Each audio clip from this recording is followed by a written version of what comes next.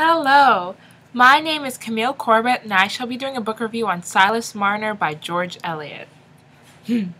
Okay, this book I give a 4 out of 5. It was very well written because I love George Eliot. George Eliot's lovely. She's a lovely author. And I like the story, but there were a lot of boring parts, and I hate when there's like an excess of descriptions because I get really bored. And I know like in books that were written during this time period that tends to occur, and I usually love books from those time periods, but that's always like my main complaint. Too much description. And I know it's because they got paid by the word and all that awesome jazz, but still too much description. Did not enjoy that description, but I do like the story and I did love the writing sans the description. This book is really awesome. It's about this guy, and he used to be a clergyman. However, he got framed for a robbery that he did not commit. And so he ends up going away. He's kicked out of the clergy, and he ends up going away and lives in this town where he becomes a silk weaver, and his only solace is the money that he makes from it, and he sort of hoards it and doesn't spend it. And it's not because he's like miserly. I guess it is because he's miserly, but it's sort of just like a comfort to him because he has nothing else to comfort him, you know? And so because his like vocation of his life, like that was his life, is gone. So he just sort of hoards money as comfort. However, some like aristocratic douchebag steals it from him because he's in debt. And so he's very like sad and sorrowful because the only comfort that he has is gone. However, a gift comes in the way of a child that has been begotten illegitimately, not by him, of course, and it becomes sort of like a rebirth sort of, and a new solace for him to have. And she's a beautiful baby girl, and he takes care of her.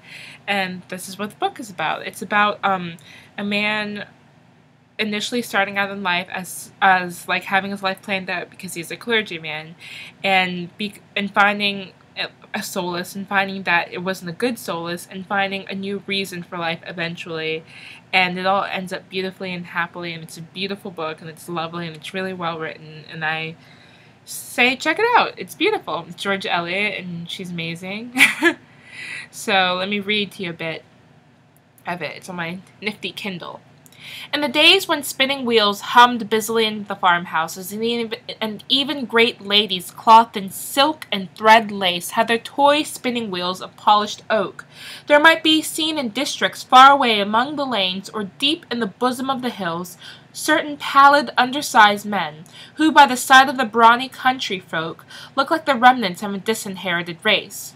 The shepherd's dog barked fiercely when one of these alien-looking men appeared on the upland, dark against the early winter sunset, for what dog likes a figure bent under a heavy bag? And these pale men rarely stirred abroad without that mysterious burden. The shepherd himself, though he had good reason to believe that the bag held nothing but flax and thread, or else the long rolls of strong linen spun from that thread, was not quite sure what this trade of weaving, indispensable though it was, could be carried on entirely without the help of the evil one. In that far-off time superstition clung easily round every person or thing that was at the all unwanted, or even intermitted and occasionally merely like the visits of the peddler or the knife grinder. No one knew where wandering men had their homes or their origin, and how was a man to be explained unless you at least knew somebody who knew his father and mother? To the peasants of the old times, the world outside their own direct experience was a region of vagueness and mystery.